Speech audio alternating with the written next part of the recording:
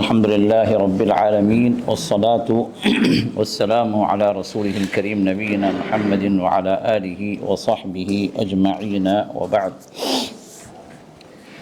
برادران اسلام، معزز سامعین، معزز حاضرین و مشاہدین، یہ سورہ آل عمران کی چھٹی ندا ہے جو پچھلے درس میں ہم نے اس کی بعض احکام پر ہم نے غور کیا اور اس کے مفہوم پر ہم نے کچھ تدبر کیا ہے۔ ان آیات میں جو اہم ترین بات اللہ تعالیٰ نے ہمیں بتلائی ہے، اگر مختصر سے ہم ایک پوائنٹ پہ ذکر کرنا ہے تو وہ یہ کہ اللہ تعالیٰ کی مرضی اور اس کی قضا پر انسان اپنے آپ کو تسلیم کر لے، اپنے آپ کو سرنڈر کر دے کہ یہ اللہ تعالیٰ کی مرضی، یہ اللہ تعالیٰ کا فیصلہ، یہ تقدیر۔ تو جتنا تقدیر پر کسی مومن کا ایمان مضبوط ہوتا جائے گا، اتنا ہی وہ اللہ تعالیٰ کے احکامات کو تسلیم بھی کرے گا، اس پر عمل بھی کرے گا، اور اللہ تعالیٰ کی مشیت سے کوئی اس کو نقصان پہنچے یا وہ چیز نہ ہو پائے جو وہ کرنا چاہ رہا ہے، تو یہ تقدیر پر ایمان اس کو ہمت اور سہارا دیتا، اس کو مایوس نہیں کرتا۔ اب یہاں جو حالات، جن حالات میں آیات نازل ہوئی، یہ ہمارے پیش نظر رہیں۔ جنگ احد کے حالات کے بعد ان آیات کا نزول، اور جنگ احد میں مسلمانوں کو اللہ تعالیٰ نے بطور سرزنش ان کی فتح کو رسول اللہ صلی اللہ علیہ وسلم کی اطاعت نہ کرنے کی وجہ سے وہ فتح اللہ نے شکست میں بدلی اور انہیں نقصان پہنچا، 70 مارے گئے اور کئی زخمی ہوئے۔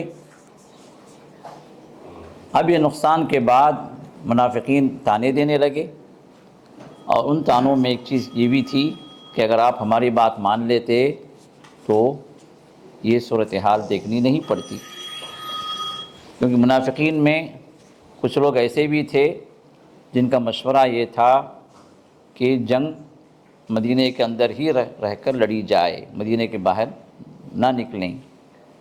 لیکن رسول اللہ صلی اللہ علیہ وسلم نے سب کا مشورہ سنا، لیکن آپ نے جو فیصلہ کیا وہ یہ کہ آپ اندر گئے اپنے گھر میں، جنگی لباس آپ نے پہن لیا، اور پھر باہر واپس آئے، جو اس بات کا اعلان تھا کہ جنگ یہاں نہیں لڑی جائے گی، بلکہ یہ قافلہ، یہ فوج باہر نکلے گی۔ تو رسول اللہ صلی اللہ علیہ وسلم نے اپنا فیصلہ سنا دیا۔ تو جس کے نتیجے میں ہوا یہ کہ عبداللہ بن ابی، جس کے 300 لوگ اپنے تھے، اس نے اپنے لوگوں کو ہٹا لیا، اور 1000 کا جو لشکر تھا مسلمانوں کا، اس کی جگہ صرف اب 700 باقی رہ گئے۔ تو اب یہ لوگ جو بیٹھ گئے تھے نا، جو مدینہ کے اندر اس جنگ سے جو شامل نہیں ہوئے، تو ان لوگوں کا یہ طعنہ تھا کہ دیکھو ہم بچ گئے، ہم اس جنگ میں شریک نہیں ہوئے، اگر تم ہماری بات مان لیتے، یہیں بیٹھے رہتے، تو تم بھی زندہ رہتے آج۔ کہ ہمارے وہ بندے جو ہماری بات نہیں سن کے وہ نکل گئے اللہ کے رسول کے ساتھ، وہ لوگ ان میں سے بعض زخمی ہوئے، بعض جو ہے شہید ہو گئے، جان چلی گئی ان کی۔ کیونکہ کافر کے لیے، ایک منافق کے لیے سب سے اہم چیز اس کی جان، اس کا مال، اس کی دنیا، کیونکہ اسے آخرت پر ایمان نہیں۔ تو اپنی دنیا ہی کو جو ہے وہ سب کچھ سمجھ کر اسی کے پیچھے بھی رہتا ہے، دوسروں کو بھی اسی کے پیچھے لگاتا ہے۔ اب یہاں پر بھی ان کا کانسیپٹ جو تھا اسی کو انہوں نے پیش کیا، کہا کہ اگر یہ بندے رہتے، ہماری بات مان لیتے، تو نہ زخمی ہوتے نہ شہید ہوتے۔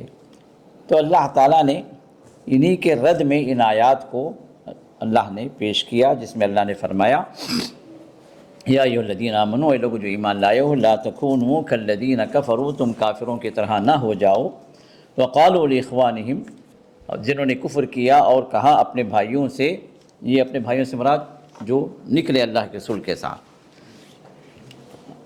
اذا ضربوا فی الارض، جب زمین میں جب انہوں نے سفر کیا، او کانوا غزا، یا کہ غازی بن کر یا کہ مجاہد بن کر وہ نکلے، تو انہوں نے کہا لو کانوا عندنا ما ماتوا، اگر یہ ہمارے پاس رہ جاتے تو ان کو موت نہیں آتی، وما قتلوا، اور نہ یہ شہید کیے جاتے، لیجعل اللہ ذلک حسرۃ فی قلوبہم، اور ان کا ایک کہنا اللہ تعالیٰ نے ان کے دلوں کے اندر یہ حسرت کی جگہ اللہ نے بنا دی، کیونکہ یہ اسی پر جو ہے افسوس کرتے رہیں گے، کاش یہ نہ نکلتے، کاش یہ نہ جاتے، کاش ہماری بات مان لیتے۔ ان کی بات کو اللہ تعالیٰ انہی کے دلوں کے اندر حسرت کا موقع اللہ نے بنا دیا۔ اور حقیقت کیا ہے؟ واللہ یحیی و یمیت، کہ اللہ ہی ہے جو زندگی دیتا ہے اور وہی زندگی لیتا بھی ہے۔ واللہ بما تعملون بصیر، اور جو کچھ تم کر رہے ہو، جو بھی تمہارا عمل ہے، اللہ تعالیٰ اس کو دیکھنے والے ہیں۔ پھر فرمایا وَلَئِن قُتِلْتُمْ فِي سَبِيلِ اللَّهِ أَوْ مُتْتُمْ، اور اگر تم مر جاؤ، موت آ جائے، او قتلتم، یا شہید کر دیے جاؤ، تو کہاں جاؤ گے؟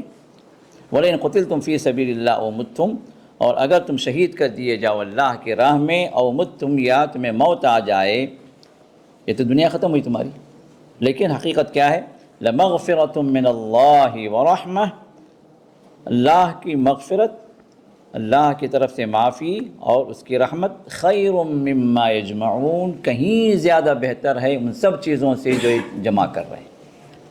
یہ دنیا دار لوگ کیا جمع کریں؟ دنیا جمع کر، انہیں مال چاہیے، انہیں دنیا کی زندگی چاہیے، دنیا میں اور ان کو جینا ہے، لیکن ان سب سے کہیں زیادہ بات یہ ہے کہ اگر تمہاری موت آ گئی، تم شہید کر دیے گئے، تو اللہ کے پاس مغفرت ہے، گناہوں کی معافی ہے، اور اس کی رحمت کہیں زیادہ قیمتی ہے بنسبت ان دنیا کی ان چھوٹنے والی چیزوں کے۔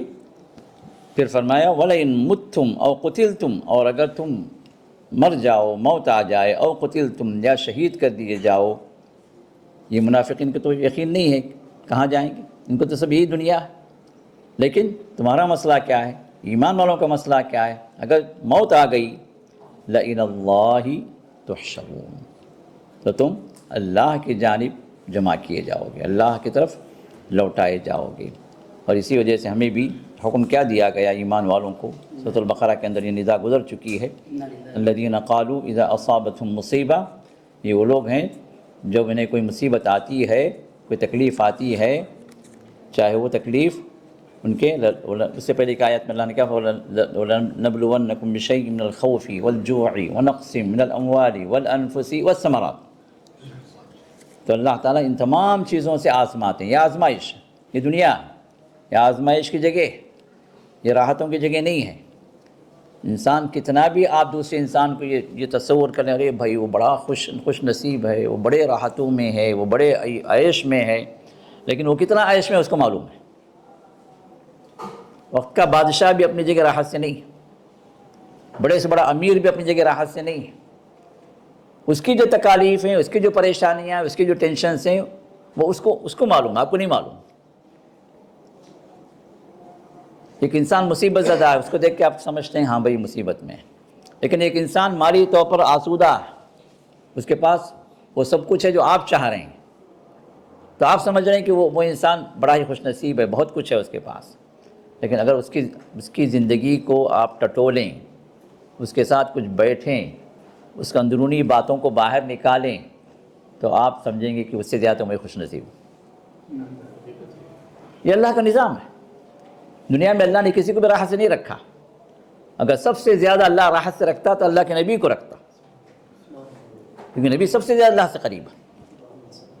لیکن انبیاء کے بارے میں اللہ نے کیا فرمایا؟ اشد الناس بلاء الانبیاء ثم الامثل فالامثل، سب سے زیادہ تکلیفیں، مصیبتیں، آزمائشیں آتی ہیں انبیاء کو، اور پھر نبی کے درجے سے جو جتنا زیادہ قریب ہوتا ہے اللہ تعالیٰ کے، اسی اعتبار سے اللہ تعالیٰ اس کو آزماتے ہیں۔ جو ایمان والا جتنا زیادہ اللہ سے قریب ہوتا ہے، جو ایمان والا جتنا زیادہ موحد ہوتا ہے، جو ایمان والا جتنا زیادہ نبی کو فالو کرتا ہے، نبی کی سنتوں پر، ان کے طریقے پر عمل کرتا ہے، آزمائشیں اسی پر زیادہ آتی ہیں۔ جو جتنا زیادہ جو اللہ سے دور ہوتا ہے، کفر بکتا ہے، کفر میں جو اس کے دن و رات گزرتے ہیں، حلال و حرام کی کوئی پابندی نہیں ہے، حرام ہی میں ڈوبا ہوا ہے، دنیا اس کے لیے اللہ کھول دیتے ہیں، لیکن دنیاوی نعمتوں کے اعتبار سے، کیونکہ اس کا آخرت میں کوئی حصہ نہیں ہے۔ لیکن دنیا کی جو تکالیف ہیں وہ کہیں زیادہ اس کے ساتھ ہوتی ہیں۔ سب سے زیادہ اللہ تعالیٰ اس کفر و شرک کی وجہ سے دل کی راحت میں نکال دیتے ہیں۔ ایمان کیا ہے؟ اطمینان کا ذریعہ۔ امن کیا ہے؟ اللہ تعالیٰ ایمان میں رکھا۔ اللہ تعالیٰ نے کیا فرمایا؟ الذین آمنوا ولم یلبسوا ایمانہم بظلم اولئک لہم الامن وہم مہتدون۔ اللہ نے فرمایا کہ جو ایمان لائے اور ان کا ایمان ملاوٹی نہیں رہا، ولم یلبسوا بظلم، ظلم سے ان کی ایمان کی آزمائش نہیں ہوئی، اور ظلم سے مراد وہاں پر شرک۔ صحابہ کی تفسیر یہ ہے کہ وہاں پر اللہ نے شرک کو ذکر کیا، تو ان کے ایمان میں شرک کی ملاوٹ نہیں، وہ خالص اور کھرا ایمان ان کا، خالص توحید والے۔ تو ایسے لوگوں کو اللہ تعالیٰ نے وعدہ دیا ہے، کیا ہے؟ اولئک لہم الامن، امن ان کے لیے، سیکیورٹی ان کے لیے، دلوں کا اطمینان ان کے لیے۔ اور امن والی جگہ اللہ تعالیٰ جہاں پر جنت کو بنایا ہے، دنیا میں بھی اللہ تعالیٰ اس کی زندگی امن والی بنا دیں گے۔ دنیا کے اندر بھی وہ اطمینان کے ساتھ ہوگا۔ کیوں؟ وہ کبھی اپنے آپ کو اکیلا محسوس نہیں کرے گا، کیسے بھی حالات آ جائیں، کسی بھی طرح کا مرحلہ ہو جائے، پوری دنیا والے اس کو چھوڑ دیں، کوئی اس کا ساتھ نہ دے، لیکن اس کا ایمان کیا کہتا ہے؟ وہ رب اس کے ساتھ ہے۔ پورے دنیا والے ساتھ ہوں لیکن رب اس کے ساتھ نہ ہو تو اس کے لیے کامیابی نہیں ہے، اس کے لیے ناکامی ہے۔ لیکن پورے دنیا والے چھوڑ دے، لیکن دنیا والوں کا یہ رب جو اس کا بھی رب ہے، اور سب سے پہلے اس کے ایمان کے لحاظ سے اس کا رب ہے، یہ رب اس کے ساتھ 24 گھنٹے اس کے ساتھ ہے۔ اس کا دیکھنا، اس کا سننا، اس کا باخبر ہونا، اس کے مدد کے لیے حاضر ہونا، اس کو اکیلا نہ چھوڑنا، یہ رب جب اس کے ساتھ جب ہو جاتا ہے تو پھر وہ جو دلی اطمینان جو محسوس کرتا ہے، جو دلی سکون محسوس کرتا ہے، اپنے آپ کو جو سیکور محسوس کرتا ہے، دنیا کا کوئی فرق محسوس نہیں کر سکتا۔ یہ اللہ نے ایمان کی برکت سے رکھا۔ اسی وجہ سے اللہ والے جو اس امت میں گزرے ہیں، جو سلف صالحین گزرے ہیں، ان کے بارے میں جو بعض سلف فرماتے ہیں، اگر وقت کے بادشاہوں کو یہ معلوم ہو جائے کہ ہم کس سکون میں ہیں، ہم کس مسرت میں ہیں، ہم کس خوشی میں ہیں، تو ہماری خوشیوں کو، ہمارے سکون کو چھیننے کے لیے ہم سے جنگ کرنے کے لیے تیار ہو جائیں گے۔ حالانکہ ان کے پاس دنیا کی ہر چیز ہے، پوری دولت ہے، حکومت ہے، دنیا کا بہت بڑا حصہ ان کے زیر نگین ہے، ان کے انڈر ہے۔ اس کے باوجود بھی ہمارے سکون، ہمارے اطمینان کو، ہماری خوشی کو لینے کے لیے جو ہم پاتے ہیں اپنے دلوں کے اندر، اس کو چھیننے کے لیے لوگ جنگ کے لیے تیار ہو جائیں۔ تو معلوم یہ ہوا کہ ایمان جو ہوتا ہے نا، یہ ہمیں اور آپ کو سکون دینے کے لیے کافی۔ یہ اور بات ہے کہ ہمارے ایمان کا ریشیو ہوتا، ہمارے ایمان کی نسبت ہوتی ہے، کس نسبت سے، کس ریشیو سے ہم اللہ پر یقین رکھ رہے ہیں، کس طرح ہم اللہ سے قریب ہیں۔ ایمان میں فرق ہے، ہر ایک کا ایمان ایک نہیں ہے، جس طرح کہا جاتا ہے، جس طرح مرجئہ کا عقیدہ کہ ان کا پاس کیا ہے کہ ایمان ایک ہی۔ ایمان کا مطلب آپ قول باللسان، قول باللسان، تصدیق بالقلب، آپ نے دل سے سچ جانا، زبان سے آپ نے کہہ دیا کہ میں ایمان والا۔ اب آپ کا ایمان بھی برابر ہے، دنیا کے ہر فرد کا ایمان برابر ہے۔ دنیا کے ادنا ترین مومن کا بھی ایمان وہی ہے جو ابوبکر صدیق کا ایمان ہے۔ یہ غلط عقیدہ ہے، کیونکہ ایمان اہل سنہ والجماعہ کا عقیدہ کیا ہے؟ الایمان قول باللسان، تصدیق بالجنان، اور عمل بالارکان۔ یہ تینوں چیزوں کا مجموعہ ایمان۔ اہل سنہ کا یہ عقیدہ کہ ایمان زبان سے اقرار کرنا، دل سے سچ جاننا، اور عمل کے ذریعے سے اس ایمان کا اظہار ہو۔ اعمال بھی اللہ نے ایمان میں داخل کی۔ اسی وجہ سے رسول نے ارشاد فرمایا کہ الایمان بضع و سبعون شعبہ، ایک اور بضع و ستون شعبہ، ایمان کے 60 یا 70 سے زائد جو شعبے ہیں، کیٹیگریز ہیں، اور فرمایا کہ اعلیٰہا شہادت اللہ الہ الا اللہ، اعلیٰہا شہادت اللہ الہ الا اللہ، سب سے اونچی کیٹیگری کیا ہے؟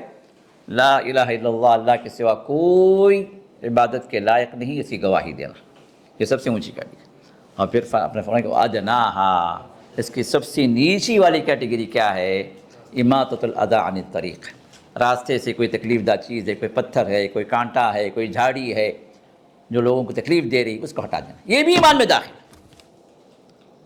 تو اعمال کا ایمان میں داخل ہونا اسی طرح، اسی وجہ سے ایمان ان اعمال کے ذریعے سے بڑھتا بھی ہے، گھٹتا بھی ہے۔ تو اہل سنت کا عقیدہ اس معاملے میں یہی ہے کہ جب اعمال ایمان میں داخل ہیں، اور خود اللہ تعالیٰ نے بھی فرمایا، جب نماز کا اللہ تعالیٰ نے حکم دیا، تحویل قبلہ کا اللہ نے حکم دیا سورۃ البقرہ میں دوسرے پارے کی شروع کی آیات میں، تو اللہ تعالیٰ نے وہاں پر فرمایا کہ وما کان اللہ لیضیع ایمانکم، اللہ تعالیٰ تمہارے ایمان کو اللہ ضائع نہیں کرنا چاہتے، اللہ تمہارے ایمان کو ضائع نہیں کریں گے، یہ تحویل قبلہ کا جو حکم جو دیا گیا۔ تو سوال یہ پیدا ہوا کہ ہماری جو پچھلی نمازیں جو گزریں، جو ہم بیت المقدس طرف پڑھ رہے تھے، رسول اللہ صلی اللہ علیہ وسلم 17 یا 18 مہینے تک مدینہ پہنچ کر بھی آپ کی نمازیں کہاں ہوا؟ قبلہ کیا تھا؟ بیت المقدس تھا، جبکہ آپ کی خواہش تھی کہ اللہ تعالیٰ قبلہ بدل دے، کعبۃ اللہ کو قبلہ قرار دے، لیکن قبلے کا حکم نازل نہیں ہوا۔ 17-18 مہینوں کے بعد یہ تحویل قبلہ کی آیت نازل ہوئی۔ اب صحابہ کا سوال یہ تھا کہ ہماری پچھلی نمازیں جو ہم بیت المقدس طرف پڑھ رہے تھے، یہ کیا ہوں گی؟ کیا یہ قبول ہوئیں یا رد کر دی گئیں؟ کیونکہ وہ قبلے کی طرف ہم نے جو اصل قبلہ جو اللہ نے حکم دیا ہے، وہ قبلے کی طرف ہماری نمازیں نہیں ہوئیں۔ تو اللہ نے فرمایا کہ ما کان اللہ لیضیع ایمانکم، اللہ تعالیٰ تمہارے ایمان کو ضائع کرنے والے نہیں ہیں۔ تو یہاں ایمان سے تمام مفسرین، تمام صحابہ کی تفسیر ہی کیا ہے؟ صلاتکم، ایمان کا مطلب یہاں پر کیا ہے؟ تمہاری نماز کو اللہ ضائع نہیں کریں گے جو نمازیں تم نے پڑھی ہیں۔ تو معلوم یہ ہوا کہ اعمال بھی یہ ایمان میں داخل ہیں، اور رسول اللہ صلی اللہ علیہ وسلم اور اہل سنت کا عقیدہ کیا ہے؟ یزید بالطاعہ وینقص بالمعصیہ، جتنی اطاعت آپ کرو گے، اللہ تعالیٰ کی جتنی فرما برداری کرتے رہو گے، یہ ایمان بڑھتا جائے گا، اور جتنی اللہ کی نافرمانی کرو گے، جتنا تم دور ہوتے چلے جاؤ گے، یہ ایمان گھٹتا جائے گا، یہاں تک کہ ایک وقت ایسا آئے گا کہ تم ایمان کے بالکل باہر ہو جاؤ گے، ایمان صفر ہو کر رہ جائے گا۔ اسی وجہ سے احادیث میں یہ بات ثابت ہیں کہ ایمان والا بھی اگر کبیرہ گناہ کرتا ہے، اللہ کی معصیت کرتا ہے، تو اس وقت اس کا ایمان اس کے دل سے نکل جاتا، ہٹ جاتا ہے، اور جب وہ اس گناہ سے فارغ ہو کر پھر سے اس کو شعور آتا ہے کہ میں نے اتنا گناہ کر دیا، اتنا بڑا گناہ کر دیا، تو پھر وہ ایمان اپنی جگہ واپس آتا ہے۔ اگر اسی حالت میں اگر اللہ نہ کرے انتقال ہو جائے تو ایمان کہاں ہے اس کا؟ ہے، لیکن جو جس سچویشن میں، جس اسٹیج پہ اور جس جگہ پر اس کو ہونا چاہیے، اس جگہ پہ نہیں۔ تو کہیں ایسا نہ ہو کہ معصیت میں انسان جب گناہ کرے تو ایمان سے خالی ہو کر مرے، نعوذ باللہ۔ اب وہ جانتا ہے، اس کا رب جانتا ہے، لیکن ہم تو جو اس پر حکم یہ نہیں لگائیں گے کہ وہ جو ہے کفر کی موت مرا، جب تک کہ کفر کی کلمات اس کے زبان سے ظاہر نہ ہوں۔ تو معلوم یہ ہوا کہ ایمان جو ہے یہی امن کا ذریعہ، یہی اطمینان کا ذریعہ، اور اسی کے اعتبار سے اللہ تعالیٰ ایک بندے کو سکون عطا کرتے ہیں، راحت عطا کرتے ہیں، اور جو ہے اس کو جو ہے خوشیاں، جو اندرونی جو خوشی جو انسان کو اطمینان مطمئن کر دیتا ہے، کچھ بھی نہ ہو اس کے پاس، جھوپڑی ہو، کھانے کے لیے اگلے دن کے لیے کچھ نہ ہو، اس کے باوجود بھی وہ چونکہ اس کا تعلق رب سے ہوتا ہے، پورا یقین ہوتا ہے کہ میرا رب مجھے بھوکا نہیں مارے گا، پورا یقین ہوتا ہے کہ میرا رب مجھے ضائع نہیں کرے گا، پورا یقین ہوتا ہے ان اللہ لا یضیع اجر المؤمنین، ان اللہ لا یضیع اجر المحسنین، ان اللہ یحب المتوکلین، پورا یقین ہوتا ہے، شک کی ذرہ برابر گنجائش نہیں۔ یہی اطمینان اس کو اپنے دنیا میں مس رکھتا ہے کہ چاہے دنیا کی کوئی چیز نہ ہو اس کے پاس، اور یہ چیز اللہ تعالیٰ کفر والوں سے ہٹا دیتا ہے۔ دنیا کی ہر چیز ہونے کے باوجود پریشان ہوتے، سکون نہیں ہوتا، اطمینان نہیں ہوتا۔ اگر دنیا کی چیزوں سے اگر سکون اطمینان اور خرید سکتے تو خرید لیتے، لیکن خرید نہیں سکتے۔ اسی وجہ سے کتنے مالدار خودکشی کی ہے۔ وقت کے پاپولر جو ہیروز ہیں، سنگرز ہیں اور جو فنکار ہیں، خودکشی کی موت مرے، جبکہ ان کے پاس ملینز آف ڈالرز، کھاتے میں کتنا، اکاؤنٹ میں کتنے پیسے ہیں خود ان کو پتہ نہیں، اتنی دولت کر کے کریں گے کیا، کرنا بھی نہیں معلوم کیا کریں گے، اتنی دولت، لیکن اس دولت کی وجہ سے جو چیز وہ چاہتے ہیں وہ چیز ان کو نہیں ملتی، وہ ہے سکون اطمینان۔ اب اطمینان کے لیے کوئی انسان ورلڈ ٹور نکلتا ہے، کوئی ہپی بنتا ہے، کوئی زپی بنتا ہے، کوئی فلاں بنتا ہے، کوئی یہ بنتا ہے، کوئی ناچتا ہے، کوئی کلب میں جاتا ہے، کوئی ننگا ہوتا ہے۔ یہ سب کیا ہے؟ یہ سب وہ سوچتے ہیں کہ اس طرح کوئی سکون مل جائے، جبکہ اللہ نے کیا فرمایا؟ اولئک لہم الامن، سکون اطمینان کس کو ہے؟ ایمان والوں کو ہے۔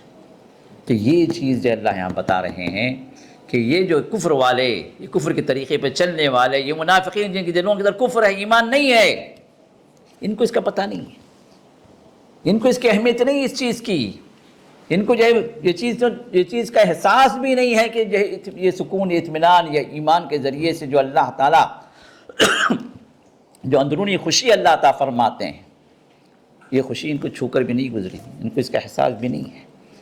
تو لہذا تم ان کی بات کو نہ مانو، اور حقیقت میں کیا ہے؟ اللہ ہی ہے جو زندگی دیتا بھی ہے، زندگی لیتا بھی ہے۔ ان کے خام خیالی ہے کہ ہم یہاں پر بیٹھ گئے، ہم یہاں پر رہ گئے، ہم اس جنگ میں شریک نہیں ہوئے، ہم اس سفر میں نہیں گئے تو ہم بچ گئے، ہماری زندگی بچ گئی۔ نہیں، تمہاری زندگی اللہ نے باقی رکھی ہے، تو اس لیے اللہ نے تم کو بٹھایا وہاں پر۔ اگر وقت آ جائے تو تم جہاں کہیں بھی وہاں پر موت آئے گی۔ اینما تکونوا یدرککم الموت ولو کنتم فی بروج مشیدہ، تم جہاں کہیں بھی ہو، جہاں کہیں بھی ہو، موت کا وقت اگر آ گیا تو موت آئے گی۔ اگرچہ کہ تم اپنے آپ کو بڑے مضبوط قلعوں کے اندر محصور کر لو، پہرے داری پر پہرہ لگا دو، ہزاروں لوگوں کو پہرہ لگا دو، کوئی نہ آئے، موت نہ آئے مجھے، ممکن ہے موت سے بچنا؟ اللہ کا اٹل فیصلہ، فَإِذَا جَاءَ أَجَلُهُمْ لَا يَسْتَأْخِرُونَ سَاعَةً وَلَا يَسْتَقْدِمُونَ، جب وقت اگر آ گیا، وہ وقت اللہ نے جو لکھا ہے موت کا، وہ وقت پہنچ گیا، تو پھر نہ ایک لمحہ، نہ ایک لمحہ، نہ ایک سیکنڈ آگے ہو سکتی ہے موت، نہ ایک سیکنڈ پیچھے ہو سکتی ہے۔ اجل کے فرشتوں کو، موت کے فرشتوں کو اللہ نے یہ حکم دیا، جو وقت لکھا گیا اس وقت پہ ان کی روح کو نکالنا ہے، کوئی نہیں بچ سکتا۔ اور یہ ایک ایسی اٹل حقیقت ہے کہ دنیا کی ہر چیز میں انسان نے اختلاف کیا، یہاں تک کہ اللہ کے بارے میں اختلاف کیا، خالق کے بارے میں اختلاف کیا، فی اللہ شک فاطر السماوات والارض۔ اللہ نے فرمایا کہ کیا اللہ کے بارے میں تم شک کرتے ہو جو اللہ آسمان و زمین کا خالق ہے، جسے آسمان و زمین کو پھاڑا اور اللہ کے حکم سے یہ آسمان و زمین قائم کی، اس اللہ کے بارے میں شک ہے۔ تو شک ہر چیز کے اندر، اختلاف ہر چیز کے اندر انسان نے کیا، صرف یہ ایک حقیقت ہے جس میں انسان کا اختلاف نہ ہوا ہے نہ ہوگا، وہ کیا ہے؟ صرف موت، صرف موت۔ موت کی حقیقت ایسی ہے کہ کوئی انسان یہ نہیں کہا آج تک کہ میں مروں گا نہیں، یا مجھے موت آ نہیں سکتی، یہ ہو ہی نہیں سکتا۔ تو اللہ نے فرمایا کہ مارنا جلانا یہ اللہ کا کام ہے، یہ ان لوگوں کا نہیں ہے، اگر یہ چھپ کے بیٹھ گئے تو بچ جائیں گے موت سے، نہیں۔ واللہ بما تعملون بصیر، تم جو کچھ کر رہے ہو اللہ تعالیٰ بڑے دیکھنے والے ہیں۔ اور پھر اللہ فرماتے ہیں اگر تم شہید ہو گئے، صحابہ کو اللہ فرماتے ہیں اگر تم شہید ہو گئے یا تمہیں اگر موت بھی آ گئی اپنی جگہ، کیونکہ کئی صحابہ شہید ہوئے، کئی صحابہ اپنی جگہ ان کی موت ان کے وقت پہ ان کی بستر پر آئی۔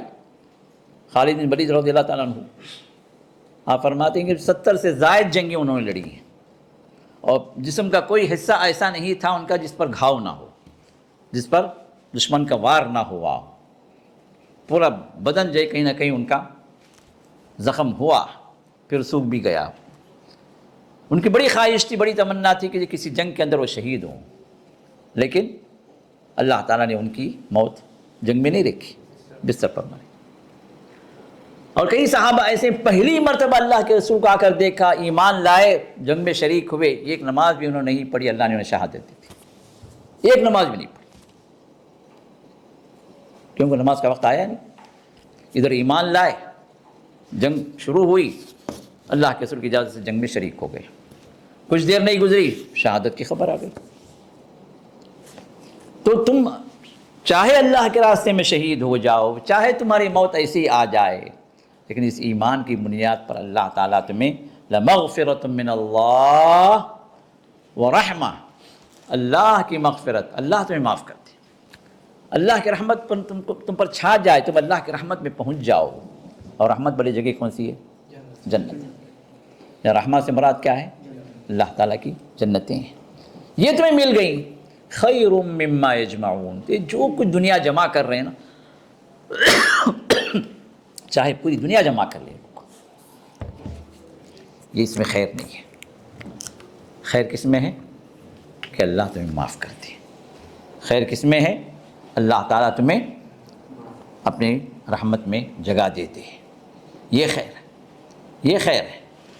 تو اللہ تعالیٰ بھی ہمیں ہر مصیبت میں یہی ہمیں یاد دلایا ہے کہ یہ وہ لوگ ہوتے ہیں جب انہیں کوئی تکلیف آتی ہے، چاہے موت کی شکل میں ہو، نقصان کی شکل میں ہو، کیا جو ہے کہ آفت کی شکل میں ہو، آزمائش کی شکل میں ہو، چاہے ان کے اولاد میں آزمائش ہے، بیوی بچوں میں آزمائش ہے، ان کے مال میں آزمائش ہے، ان کی کھیتیوں میں آزمائش ہے، انہوں نے جو کچھ جو ہے سنبھال رکھا ہے اس میں آزمائش ہے، اس میں نقص آ گیا، یا گھر کے اندر اپنے کسی جو ہے چاہنے والے کی کسی موت آ گئی، تو زبان پر جو کلمات جاری ہوتے ہیں کیا ہیں؟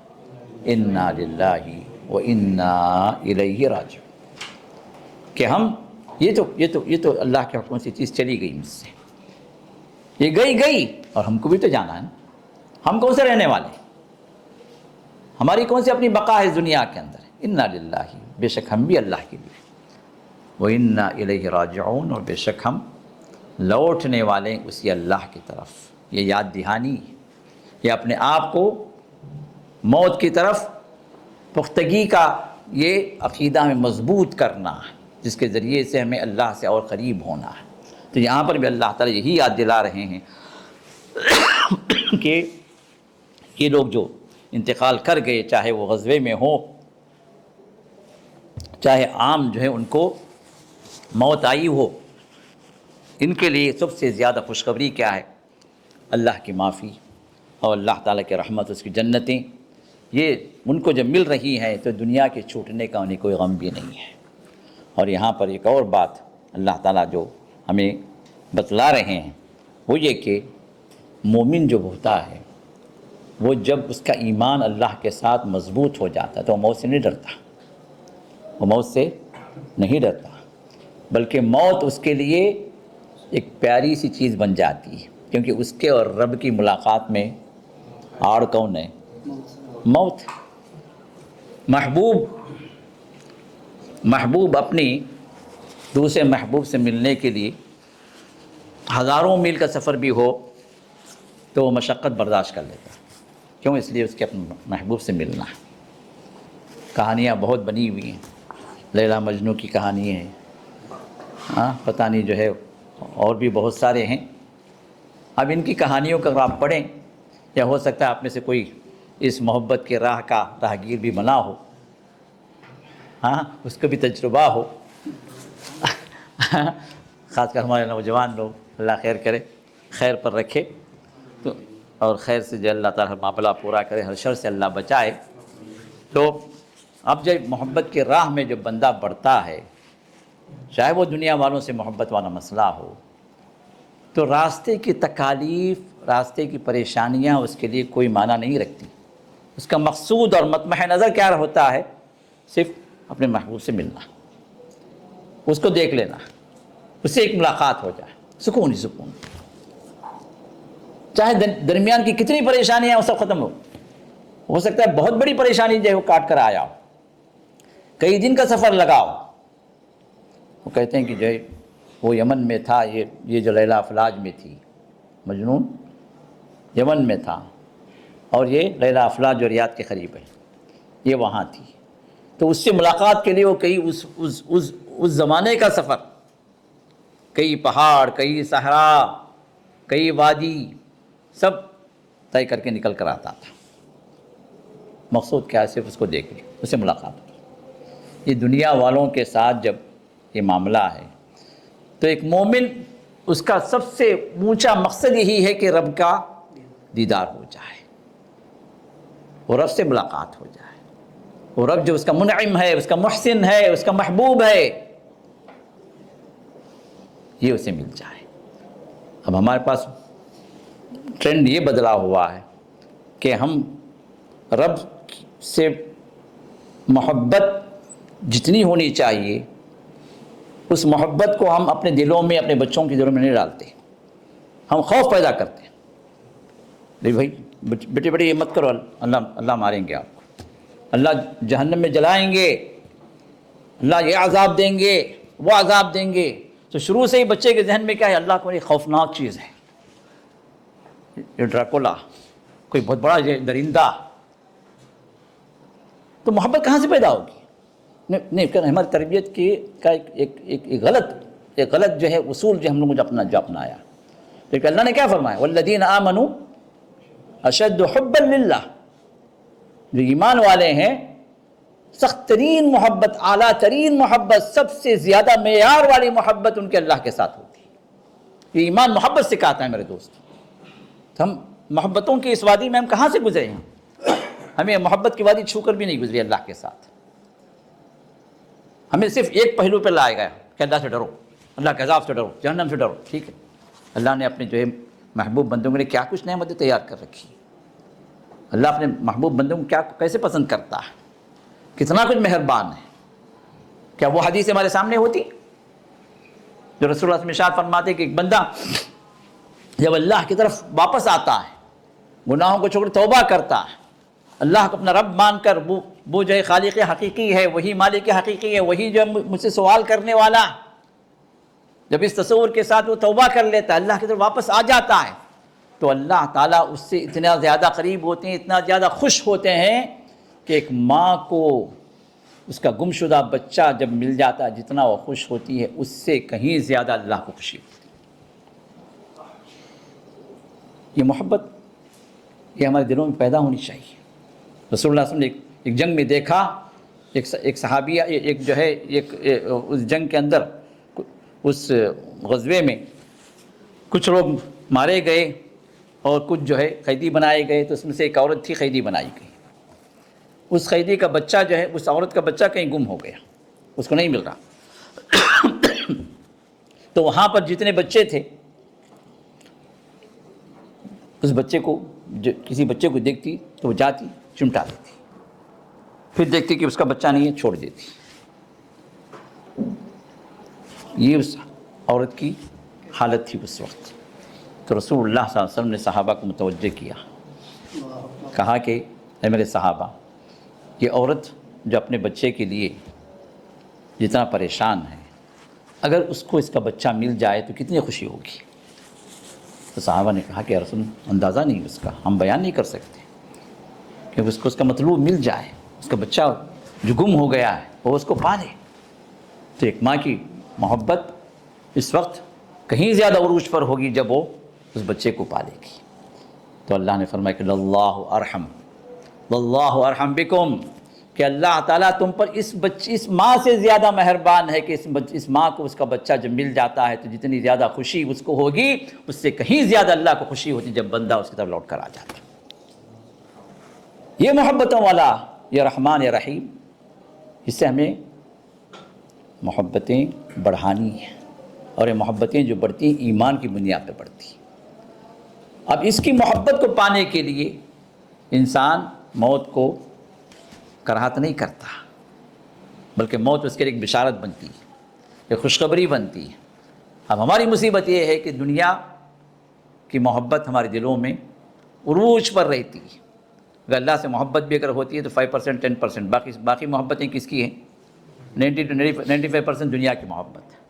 اب یہ دنیا کی محبت کی وجہ سے ہم دنیا کو چھوڑنا نہیں چاہتے، اب رب کا بلاوا آتا ہے تو ہمیں کراہت ہوتی ہے، ارے بھئی محبتیں ہماری کہاں ہیں، پرسنٹیج ہمارا اعلیٰ ہے دنیا کا، تو ہم اس کو چھوڑ کر اللہ کی طرف جائیں، یہ ہمارا نفس نہیں مانتا، ہمارا دل نہیں مانتا، وجہ ہی ہے۔ لیکن جو اللہ والے، جو صحابہ، جو تابعین، جو اولیاء کرام، جو اللہ تعالیٰ کے جو ہے جو نیک بندے جو گزرے ہیں، اور کوئی زمانہ خالی نہیں اللہ کے نیک بندوں سے، اس زمانے میں بھی ہیں۔ اب ان کے لیے دنیا کوئی معنی نہیں رکھتی، کیونکہ اس لیے کہ دنیا کی محبتیں ان کی لو ڈگری میں، اور ہائی ڈگری کس کی ہے؟ اللہ کی محبت کی۔ تو اب یہ وہ چیز ہے جو انسان کو موت سے ڈر نہیں پیدا کرتی۔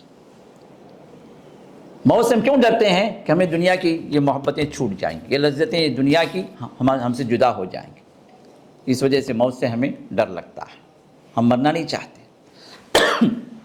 لیکن جتنا زیادہ بندے کا ایمان بڑھے گا اللہ تعالیٰ کے ساتھ، بندہ رب سے قریب ہوتا جائے گا، ملاقات کی تمنا بھی بڑھتی جائے گی، رب کی ابدی نعمتوں کو پانے کے لیے وہ اللہ تعالیٰ سے قریب ترین حالت میں پہنچ جاتا ہے۔ اسی وجہ سے ہم دیکھتے ہیں جنت والوں کو اللہ تعالیٰ سب کچھ دے دیں گے، سب کچھ دے دیں گے، جو نعمتیں اللہ نے وعدہ کی، تمام نعمتیں اللہ تعالیٰ ان کو دے دیں گے، خوش ہوں گے اپنی جگہ۔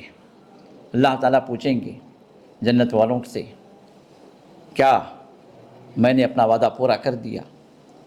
هل وجدتم ما وعد ربکم حقا، تمہارے رب نے جو وعدہ تم سے کیا، کیا یہ وعدے پورے ہو گئے؟ جنت والے کہیں گے ہاں یا رب پورے ہو گئے، اور کچھ باقی ہے؟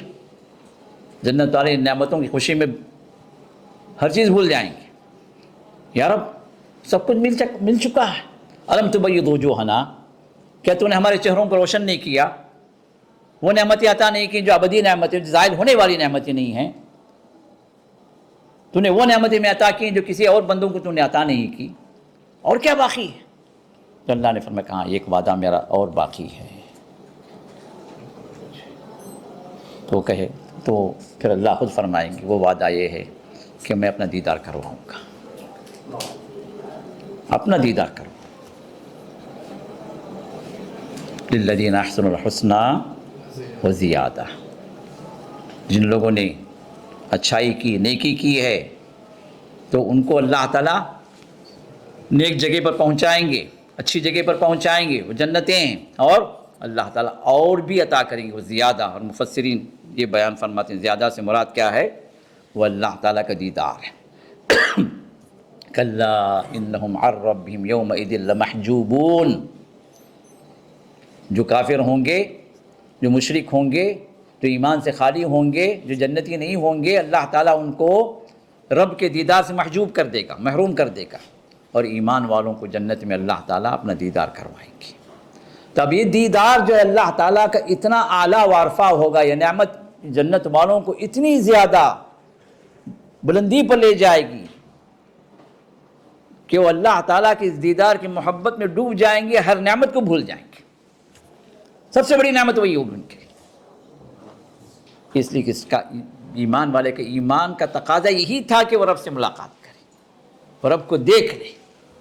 اور دنیا کے محدود طاقتوں میں اللہ جو دنیا میں ہمیں دیا ہے، ان محدود طاقتوں سے، ان محدود صلاحیتوں سے ہم اس رب کو نہیں دیکھ سکتے، لیکن اللہ تعالیٰ جنت کی جو نعمتیں عطا کریں گے، وہاں پر جنت کے اندر جو کیپیبلٹی اللہ ہمیں عطا کریں گے، اس طاقت سے اور اس صلاحیتوں سے، ان صلاحیتوں سے اللہ تعالیٰ میں رب کو دیکھنے کی بھی صلاحیت اللہ عطا کرتے ہیں۔ کیونکہ جنت کی نعمتیں وہ نہیں ہیں، جو صلاحیتیں وہاں کی ہیں وہ دنیا کی نہیں، خود اللہ جسم بڑھا دیں گے، 90 قدم کا جسم جو آدم علیہ السلام کی خلقت کا تھا، نعمتیں بڑھا دیں گے، ان نعمتوں کے لائق اللہ تعالیٰ ہمیں وہاں پر صلاحیتیں عطا کریں گے، قوتیں عطا کریں گے، تو اللہ تعالیٰ کو دیکھنے کی قوت بھی اللہ ہمیں عطا کریں گے۔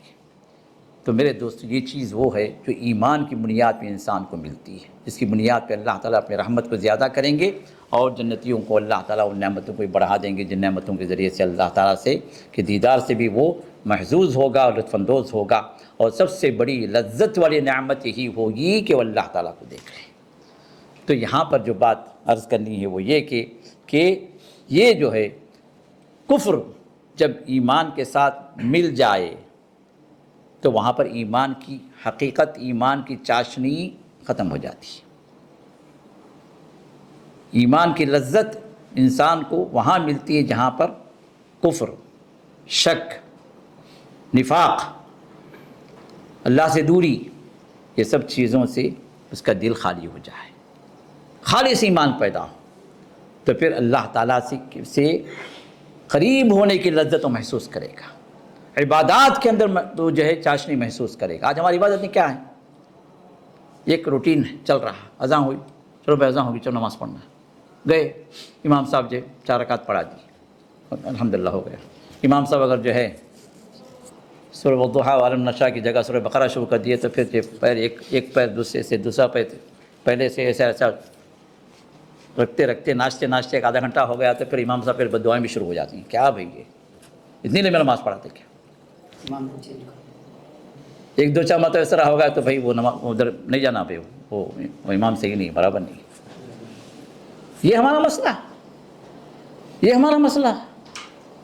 جبکہ صحابہ کی حالت اگر دیکھیں تو عشاء کی نماز کے لیے منتظر رہتے تھے۔ رسول اللہ صلی اللہ علیہ وسلم آخر ثلث اللیل نماز پڑھاتے تھے۔ آخر ثلث اللیل کا مطلب کیا ہو گیا؟ رات کے 3 حصے آپ کریں گے، یہ اول ثلث اللیل، اول ثلث اللیل میں جو آخری جو حصہ جو ہوتا ہے، مطلب تقریباً 10 بجے، 10:30 بجے، 11 بجے۔ اور صحابہ کا مسئلہ کیا ہے؟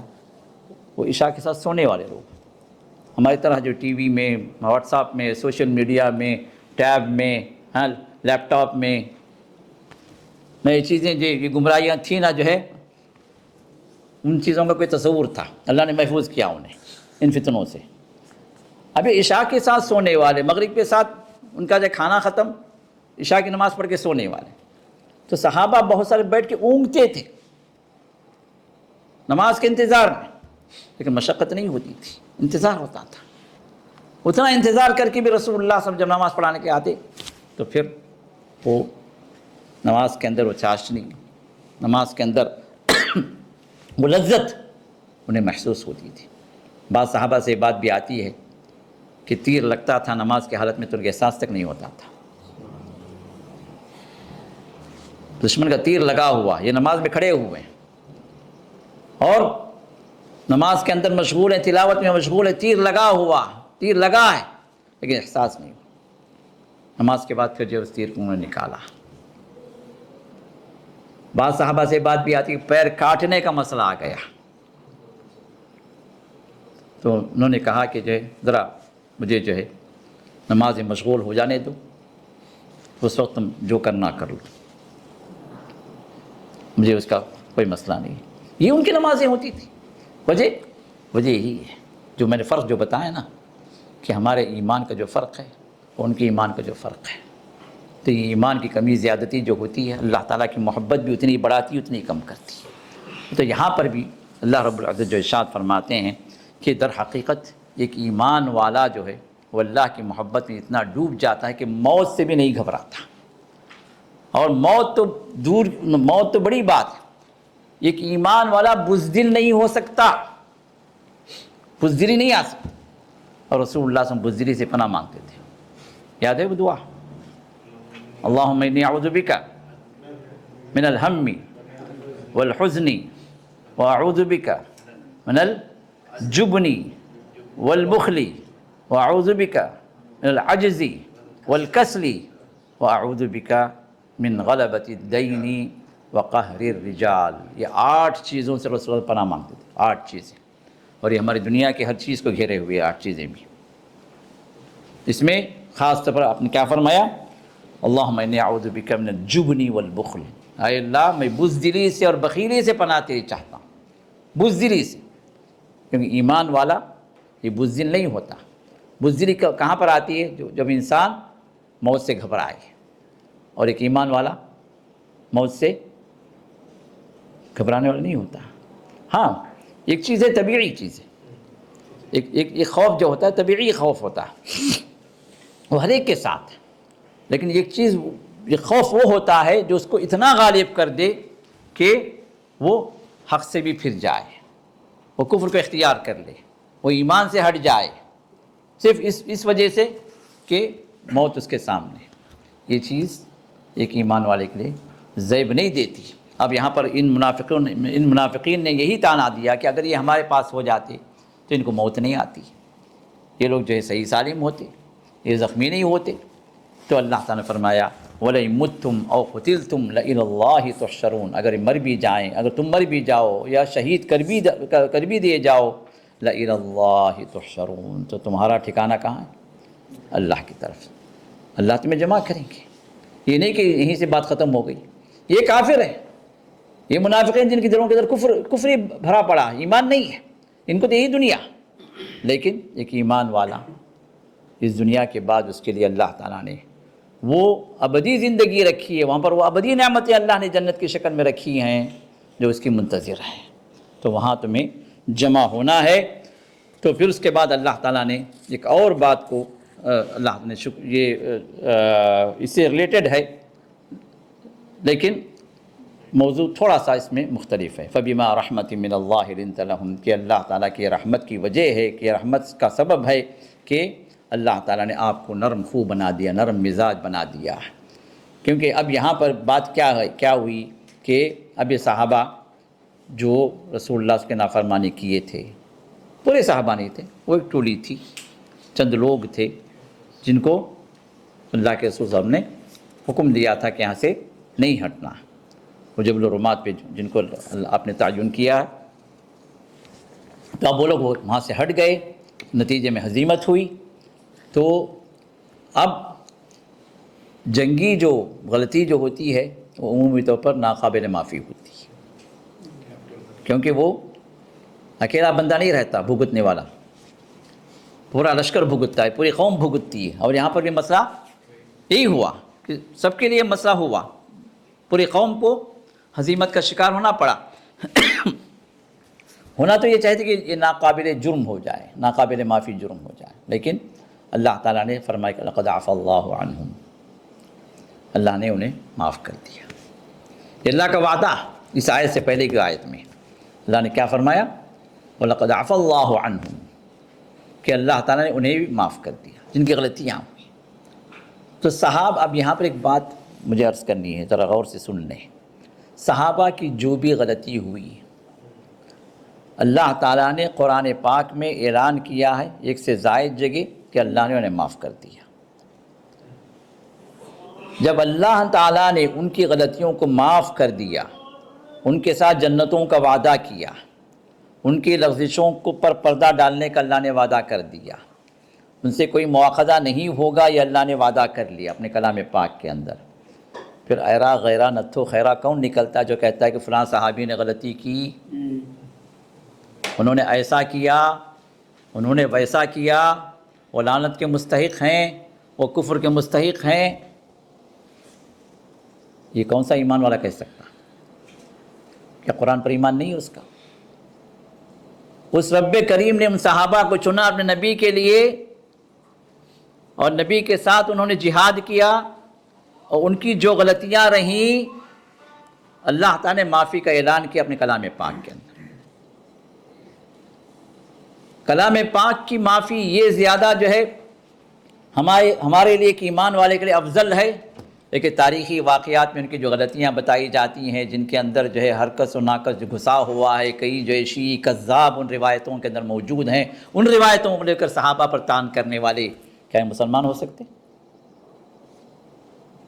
جو صحابہ پر طعن کرے وہ رب کے کلام کے خلاف وہ اعلان کر رہا، جو صحابہ کی شان میں گستاخی کرے وہ رب کے وعدے کا مخالف ہے، جو صحابہ پر انگلی اٹھائے وہ یہ سمجھتا ہے کہ یہ بھی برابر ہے اور وہ صحابی بھی برابر ہے، جو ہرگز ہو نہیں سکتا. یہاں تک کہ صحابی کے پیر کی دھول جو ہے اس دھول کے برابر بھی کوئی انسان نہیں پہنچ سکتا، کیونکہ اللہ کا کرم کہ اللہ تعالیٰ نے ان صحابہ کو اپنے نبی کے لیے چنا، اور غیروں کو اللہ تعالیٰ نبی کے صحبت کے نہیں چنتا. یہ اللہ کی حکمت ہے، اس کا فیصلہ، وہ حکیم و خبیر ہے. تو اس نے ان بندوں کو چنا جو اس نبی کی صحبت کے لائق رہے، وہ لیاقت، وہ طاقت، اور وہ عظمت اللہ تعالیٰ نے ان صحابہ کو دی اپنے نبی کی صحبت کے لیے۔ امت کا کوئی فرد اس کو یہ حق نہیں ہے کہ کسی صحابی پر انگلی اٹھائے، کیونکہ انگلی اٹھانا یہ رب کے اعلان کے خلاف ہے۔ رب کی معافی کا اعلان جو قرآن کریم کے اندر ایک سے زائد جگہوں پر موجود ہے، یہ اس کا منکر ہے۔ تو لہٰذا میرے دوست، آج ایک ٹرینڈ چلا ہے، کوئی جو ہے انجینئر بنا ہوا انجینئر مرزا کا کوئی فالوور ہے، کوئی جو ہے اسحاق جہلوی کا فالوور ہے، کوئی جو ہے فلاں کا فالوور ہے، کوئی جو ہے شیعہ سے متاثر ہو کر ان کے پیچھے چل رہا ہے، اور ان سب کا ٹرینڈ کیا ہے، اسٹائل کیا ہے؟ صحابہ پر انگلی اٹھائیں، لان تان کریں، فلاں صحابی نے ایسے کیا، عثمان نے ایسے کیا، معاویہ نے ایسے کیا، عمر بن عاص نے ایسے کیا۔ تم کون ہوتے ہو بھائی؟ تم کس کھیت کی مولی ہو؟ تمہیں کیا حق ہے کچھ بولنے کا؟ کیا وہ تمہارے برابر ہیں یا تمہارے ساتھ رہے ہیں کہ تم ان پر تنقید کرو؟ تم خود اپنے آپ پر جھانک لو، تمہارے اندر جو کمیاں اس کو پورے کرنے میں لگے رہو، پوری زندگی لگ جائے گی، ان کمیاں پوری نہیں ہوں گی، اور تم چلے نکلے جو صحابہ کے خلاف بولنے کے لیے۔ ہاں انسان تھے، بشر تھے، ان سے غلطیاں ہوئی ہوں گی، لیکن اللہ نے معافی کا اعلان کر دیا۔ اب اتنی بڑی غلطی ہوئی جنگ احد کے اندر، فتح جو شکست میں بدلی، پھر بھی اللہ تعالیٰ نے کیا اعلان کر دیا؟ وَلَقَدْ عَفَا اللَّهُ عَنْهُمْ، 156 والے آیت سے پہلی والی 155 میں 152 وَلَقَدْ عَفَا اللَّهُ عَنْهُمْ، یہ الفاظ موجود ہیں، اللہ نے ان سے درگزر کر دیا، ان کو معاف کر دیا۔ جب اللہ نے معاف کر دیا، رب نے معاف کر دیا، تو تم کون ہوتے ان کا گریبان پکڑنے والے، ان کا مواخذہ کرنے والے؟ کس نے حق دیا تمہیں؟ جب تم اپنے باپ سے اپنے دادا سے لڑ نہیں سکتے، ان کے بارے میں حرف، اگر کوئی دوسرا انسان ان کی غلطی پر حرف رکھتا ہے تو تم جو کھڑے ہو جاتے ہو مارنے کے لیے، یہ تو ہمارے باپ دادا سے زیادہ ہمیں عزیز ہیں۔ اللہ نے ہم تک اسلام پہنچانے کے لیے ان کو چنا، نبی کے ساتھ جہاد کرنے کے لیے ان پاک نفوس کو اللہ نے اختیار کیا، تو کسی کو کیا حق پہنچتا ہے کہ ان کے بارے میں کچھ کہے؟ تو میرے دوست، یہاں پر بھی ایمان کی کمی ہے، ہمیں قرآن پر ایمان نہیں ہے۔ تاریخی روایتوں پر لوگ ایمان لا رہے ہیں، وہ روایتیں جن کا جو ہے کوئی جو ہے آتھینٹک، کوئی جو ہے سورس واضح نہیں ہوتا، اگر ہو بھی تو جو ہے وہ انسانوں سے نقل ہوتی ہیں، پتہ نہیں کس نے کیا کچھ کہا۔ ایک طرف جو ہے یہ بنائی روایتیں ہیں، دوسری طرف اللہ کا کلام ہمارے پر محفوظ انداز میں موجود ہے۔ بات کس کی مانی جائے؟ رب کے کلام کی یا لوگوں کی روایتوں کی؟ سوچنا چاہیے۔ جب رب کا کلام واضح ہے صحابہ کے سلسلے میں، تو پھر پوری دنیا مخالف ہو جائے، دنیا کی پوری روایتیں ان کے خلاف ہوں، ہم ان کو جو ہے ہم اپنے پیر کے ٹھوکر پر رکھیں گے، اپنے لاتوں پر رکھیں گے، کیونکہ اس میں صحابہ کی گستاخی ہے۔ رب کا کلام جو ان صحابہ کو عظمت والے بنا رہا ہے، روشنی کے مینار ان کو جو ہے اللہ تعالیٰ قرار دے رہا ہے، نور کے اونچے ممبروں پر اللہ تعالیٰ ان کو بٹھا رہا ہے، اور وہ سب چیزیں ہماری آنکھوں سے محروم ہو جاتی ہیں، ہمارے کانوں سے محروم ہو جاتے ہیں، اور ان جو ہے من گھڑت روایتوں کو جو ہم فوقیت دے کر ان صحابہ پر لعنت طعن کرتے ہیں، یہ کون سا ایمان ہے؟ یہ ایمان کی کوئی ڈگری ہے ہی نہیں کہ ہم صحابہ پر انگلی رکھیں۔ تو میرے دوست، اس مسئلے کو ذرا ہمیں اہمیت دینا ہے، کیونکہ ہمارے معاشرے کے اندر خاص طور پر نوجوانوں کا ایک بہت بڑا طبقہ جو ہے ان کے پیچھے چلا جا رہا ہے، اور ان کا مقصد یہ کیا ہے کہ صحابہ کو لعن طعن کر کے صحابہ کو درمیان میں جو ایسا ملامت زدہ بنا دیں کہ ان سے جو روایتیں بھی آئیں کہ بارے بھئی یہ صحابی سے روایتیں ہم نہیں مانتے۔ بھائی اسلام کو باطل کرنے کا ایک چکر ہے، اسلام کے احکام کو معطل کرنے کا ایک چکر ہے، اس کو یاد رکھیے، کیونکہ رسول اللہ صلی اللہ علیہ وسلم نے اپنی باتیں، اپنے احکام کس کے سامنے ذکر کیے؟ صحابہ کے سامنے۔ جب آپ صحابہ کو ملامت زدہ، لعنت زدہ جب بنا دیں، تو پھر آپ لیں گے کس سے اسلامی احکام؟ احادیث کس سے لیں گے؟ قرآن کس سے لیں گے؟ یعنی صحابہ کے ذریعے تو قرآن بھی آیا، حدیث بھی آئی۔ جب یہ صحابہ ہی جو درمیان میں جو آپ کے قابل اعتبار نہیں رہے، آپ کی لعنتوں اور ملامتوں کے مستحق بن گئے، تو پھر دین کہاں رہا؟ قرآن کہاں رہا؟ اللہ کے رسول کی حدیثیں کہاں رہیں؟ پورا اسلامی نظام درہم برہم، اسلام کی بنیادیں ہل کر رہ جائیں گی، نہ کوئی اسلام ہے، نہ کوئی قرآن ہے، نہ کوئی حدیث ہے۔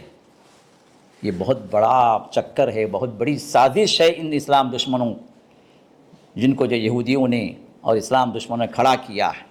کوئی انجینئر مرزا کی شکل میں ہے، کوئی سار جھالوی کے چکر میں ہے، کوئی جو فلاں جو ہے اہل القرآن کے چکر میں ہے، کوئی فلاں جو ہے کسی اور چکر میں ہے، نئے انبیاء کو کھڑا کرنا، نبوت کے دعوے دار بنا دینا، اور اس طرح کے جو ہے جتنی بھی جو ہے ہر دور کے اندر جو ہے یہ اسلام دشمنوں کے یہ سازشیں چل رہی ہیں، چلتی رہیں گی قیامت تک۔ لیکن جو ایمان والا ہے وہ اپنے ایمان پر قائم رہے اور ان چکروں میں نہ آئے، اور فتنوں سے اپنے آپ کو بچا کر رکھے، فتنوں سے اپنے آپ کو بچانے کی دعائیں کرتے رہے۔ اللہ، اس سے پہلے بھی میں نے بتایا، اللہم انی اعوذ بک من الفتن ما ظہر منہا وما بطن، اس دعا کو کثرت سے پڑھیں، اے اللہ تو ہمیں تمام فتنوں سے بچائے، جو کھلے ہوئے ہیں، جو چھپے ہوئے ہیں، ان سب فتنوں سے اللہ تو ہمیں بچائے۔ تو لہٰذا اب یہاں پر رسول اللہ صلی اللہ علیہ وسلم پر یہ جانثار صحابہ جو تھے، جو اپنی جانوں کو قربان کرنے تیار ہو گئے، اللہ کے رسول کے حکم پر میدان میں اتر گئے۔